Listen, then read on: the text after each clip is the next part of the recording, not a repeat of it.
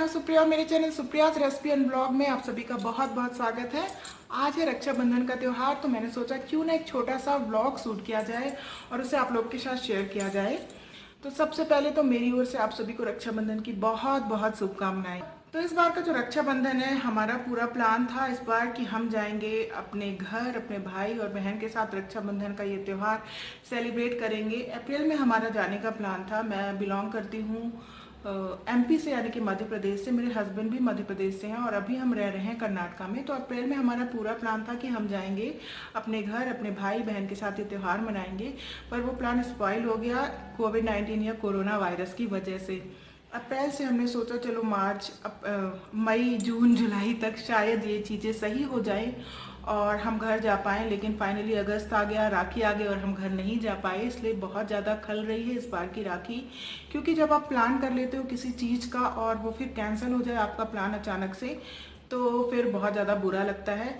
तो इस बार की जो राखी है वो हम लोग आपस में ही मना रहे हैं। मैं, मेरे हस्बैंड, मेरे 2 बच्चे हैं, ट्विन्स हैं मेरे, जुड़वा बच्चे हैं मेरे।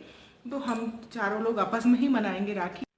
तो मेरे हस्बैंड की जो राखी है वो उनकी बहन ने भेज दी है, वो राखी आ गई है। पर राखी बांधेंगे कैसे, बात ये उठती है। तो उनकी राखी जो है वो मैं बांधूंगी, यानी कि एक पत्नी अपने पति को राखी बांधेगी। इस पे बहुत सारे लोग सवाल करते हैं, क्वेश्चन उठाते हैं कि एक पत्नी अपने पति पे राखी बांधेगी, क्या बांध सकती है? जी हाँ, बिल्कुल, एक पत्नी अपने पति को राखी बांध सकती है। तो चलिए अब हम बात करते हैं कि आखिर ये जो रक्षाबंधन का त्यौहार है, जिसे हर साल हम इतने धूमधाम से मनाते हैं, वो मनाते क्यों हैं। तो हमारे पुराणों में रक्षाबंधन से जुड़ी हुई बहुत सारी कथाएं हैं, जिनमें से जो पहली कथा है वो है देवराज इंद्र को लेकर के। एक बार देवराज इंद्र और वृत्रासुर में युद्ध होता है। वृत्रासुर कौन था? एक असुर था। जब उन दोनों में युद्ध होता है तो स्थिति इतनी गंभीर हो जाती है कि इंद्र भगवान की हारने की परिस्थिति सामने आ जाती है, जिससे वो बहुत ज़्यादा दुखी हो जाते हैं, परेशान हो जाते हैं और उन्हें बहुत निंदा का सामना करना पड़ता है। उनकी पत्नी जो थी देवी सची, वो एक धर्मपरायण स्त्री थी और अपने पति की ये जो दशा थी वो उनसे देखी नहीं जा रही थी। तो वो निश्चय करती हैं कि वो अपने पति को इस स्थिति से बाहर निकालेंगी और वो जाती हैं भगवान विष्णु के पास। उन्हें देखकर भगवान विष्णु समझ जाते हैं कि कोई ना कोई बात है जो इन्हें परेशान कर रही है, और वो उनसे पूछते हैं कि आखिर क्या बात है जो आपको परेशान कर रही है। तो वो उनको बताती हैं अपनी सारे दुख की वजह। उसके बाद भगवान विष्णु उन्हें एक रक्षा सूत्र देते हैं, एक धागा देते हैं, और वो उन्हें बोलते हैं कि ये जा कर के ये भगवान इंद्र की दाहिनी कलाई में आप बांध दीजिएगा। उसके बाद रानी सची वापस आती हैं और जब फिर से युद्ध होने वाला होता है वृत्रासुर और देवराजेंद्र का, तो उससे पहले वो जो रक्षा सूत्र होता है वो देवराजेंद्र की दाहिनी कलाई में बांध देती हैं और उनकी लंबी आयु और विजय की कामना करती हैं। और फिर क्या था, देवराजेंद्र की विजय होती है और वो अपनी अमरावती वापस प्राप्त कर लेते हैं, क्योंकि आखिर वो जो धागा था उसमें भगवान विष्णु का आशीर्वाद था। तो सबसे पहले एक पत्नी ने एक पति को ये रक्षा सूत्र या रक्षाबंधन का जो त्यौहार था वो मनाया था, एक पत्नी ने अपने पति के साथ, जिसे धीरे धीरे भाई और बहन के त्यौहार के रूप में हम मनाने लगे।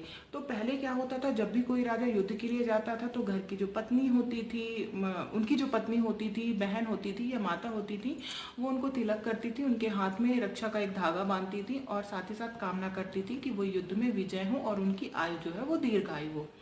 तो ये जो प्रथा थी ये चलने लगी। अब धीरे धीरे जो त्यौहार है ये भाई और बहन के बीच में आ गया। इसके लिए भी हमारे पुराणों में एक कथा है, और ये जो कथा ये भी भगवान विष्णु से जुड़ी हुई है, लेकिन इसमें माता लक्ष्मी भी हैं। एक बार क्या होता है कि राजा बलि अश्वमेध यज्ञ पूर्ण कर लेते हैं, जिससे कि भगवान इंद्र जो होते हैं वो डर जाते हैं और उन्हें लगता है कि अब उनका सिंहासन हाथ से चला जाएगा। तो वो जाते हैं भगवान विष्णु के पास। भगवान विष्णु को सारी परिस्थिति वो समझाते हैं, जिससे भगवान विष्णु कहते हैं कि इस परिस्थिति का निवारण वो करेंगे, और वो एक वामनावतार रूप लेकर, एक भिक्षुक का रूप लेकर भगवान विष्णु जो हैं वो जाते हैं राजा बलि के पास और उनसे भिक्षा मांगते हैं। राजा बलि उनसे पूछते हैं कि आपको भिक्षा में क्या चाहिए? तो वो कहते हैं मुझे बस 3 पग जमीन चाहिए। तो राजा बलि कहते हैं ठीक है, इतनी कम जमीन चाहिए, आप ले लीजिए। जैसे ही वो पहला पग नापते हैं तो वो पूरी धरती उस पग में आ जाती है। उसके बाद वो दूसरा पग रखते हैं आकाश। अब बारी आती है तीसरे पग की। तो राजा बलि कहते हैं कि ये जो तीसरा पग है ये आप मेरे सर पे रख दीजिए। तो भगवान विष्णु उनसे प्रसन्न होते हैं और उनसे बोलते हैं आप कोई वरदान मांगिए। तो राजा बलि भगवान विष्णु से कहते हैं कि आप पाताल लोक पर मेरे साथ रहने चलिए और अपना वैकुंठ धाम छोड़ दीजिए। तो भगवान विष्णु उन्हें वचन दे देते हैं और वो उनके साथ पाताल लोक में रहने के लिए चले जाते हैं, जिससे माता लक्ष्मी बहुत ज़्यादा व्यतीत हो जाती हैं, परेशान हो जाती हैं और वो निश्चय कर लेती हैं कि वो भगवान विष्णु को वापस लेकर के आएंगी। तो भगवान विष्णु को वापस लाने के लिए माता लक्ष्मी एक लीला रचती हैं, क्योंकि वो बहुत ज़्यादा परेशान हो जाती, दुखी हो जाती हैं, अकेले वो वैकुंठ धाम में नहीं रह पा रही थी। तो वो जाती हैं राजा बलि के पाताल लोक पे एक बुढ़ी औरत का रूप रख के, और राजा बलि उन्हें अपनी बहन के रूप में स्वीकार कर लेते हैं। फिर माता लक्ष्मी उनकी दाहिनी कलाई में रक्षा का सूत्र बांधती हैं और राजा बलि उनसे कहते हैं कि अब आप मुझसे एक वरदान मांगिए, या बहन आपको क्या चाहिए आप वो बताइए। तो माता लक्ष्मी कहती हैं कि ये जो भगवान विष्णु है ये मेरे पति हैं, मैं लक्ष्मी हूँ, आप इन्हें अपने वचन से मुक्त करिए और इन्हें वैकुंठ धाम वापस जाने की आज्ञा दे दीजिए। राजा बलि क्योंकि राखी के बंधन में बंधे हुए थे, इसलिए उन्होंने भगवान विष्णु को वचन से मुक्त कर दिया और भगवान विष्णु माता लक्ष्मी के साथ वैकुंठ धाम वापस चले आए। तो तब से ये त्यौहार हम मनाने लगे भाई और बहन के बीच में। आपको पुराणों में बहुत सारी कथाएं देखने को मिल जाएंगी। अगर बात की जाए कि मुझे ये कथा कहाँ से पता है, तो मैं एक ब्राह्मण फैमिली से बिलोंग करती हूँ और मेरे जो दादाजी थे जो अब नहीं रहे, वो टीचर थे, शिक्षक थे, लेकिन उन्हें पुराणों का बहुत ज्ञान था और वो भागवत कथा सुनाते थे, गुरु मंत्र देते थे।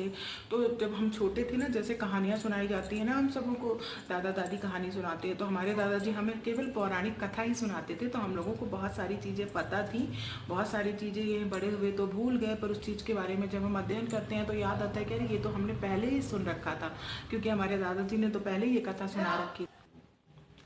रक्षाबंधन से जुड़ी एक और कथा है द्रौपदी और भगवान श्री कृष्ण की। शिशुपाल का वध करते समय भगवान श्री कृष्ण ने सुदर्शन चक्र का उपयोग किया था, जिससे उनकी उंगली कट गई थी और बहुत ज्यादा खून बह रहा था। तो माता द्रौपदी उस समय पास थी, उन्होंने अपने साड़ी का पल्लू फाड़ा और श्री कृष्ण की उंगली में बांध दिया, जिससे श्री कृष्ण ने उन्हें वचन दिया कि ये जो रक्षा, उन्होंने उसे माना कि एक रक्षा का सूत्र है और उन्होंने वचन दिया कि जब भी कभी आपको जरूरत होगी तो मैं आपके साथ रहूंगा। तो जब द्रौपदी का चीर हरण हो रहा था, उसी वचन को निभाने के लिए उन्होंने उस चीर हरण के समय द्रौपदी की लाज रखी थी और रक्षाबंधन का फर्ज निभाया था। तो हमारे पुराणों में बहुत सारी कथाएं आपको देखने को मिल जाएंगी कि हम राखी क्यों बनाते हैं। तो शुरू किया था मैंने कि एक पत्नी अपने पति को राखी बांध सकती है क्या, तो जी बिल्कुल बांध सकती है, मैंने बांधी है, आप भी बांध सकते हो। अगर आपके पति की बहन आपके पास नहीं है तो आप बिल्कुल राखी बांध सकते हो। तो जो 3 कहानियां हमारे पुराणों में, 3 कथाएं, वो मैंने आपको बताया। पहली कथा से आप जान गए होंगे कि एक पत्नी अपने पति को राखी बांध सकती है। रक्षाबंधन का त्यौहार ही यहीं से शुरू हुआ था, इसमें कोई बुराई नहीं है। ऐसा नहीं है कि अगर आप अपने पति को राखी बांध रहे हो तो फिर आप बहन हो जाओगे, ऐसा बिल्कुल नहीं है। तो उम्मीद है ये सारी कहानियाँ जो हैं, सारी बातें जो हैं वो आपको अच्छी लगी होगी, पसंद आई होगी। अब बात करते हैं कि आज का मैंने एक व्लॉग शूट किया है। तो व्लॉग मतलब इसीलिए मैंने शूट किया था कि अपने मन की जो थोड़ा बहुत बातें हैं वो शेयर करूंगी आप लोग के साथ, थोड़ा सा कहानी शेयर करूंगी रक्षाबंधन की। और 2 बच्चे हैं मेरे, तो उनको राखियाँ मैंने ही बांधी। क्या बनाया मैंने वो भी मैं आपको बताती हूँ। खाने में मैंने बनाया है मटर पनीर की सब्जी, जिसकी रेसिपी शेयर नहीं की है मैंने, वीडियो शूट करना मैं भूल गई, वो मैं आपके साथ बहुत जल्द शेयर करूँगी। और मैंने बनाया है बीटरूट का हलवा, वो भी शेयर करूँगी। और मैंने बनाया कोकोनट लड्डू, 2 मिनट में बनने वाली कोकोनट लड्डू की रेसिपी मैंने शेयर की हुई है, पर ये जो इंस्टेंट कोकोनट लड्डू है ये शेयर नहीं किया हुआ है, ये भी मैं जल्दी ही आप लोगों के साथ शेयर करूंगी।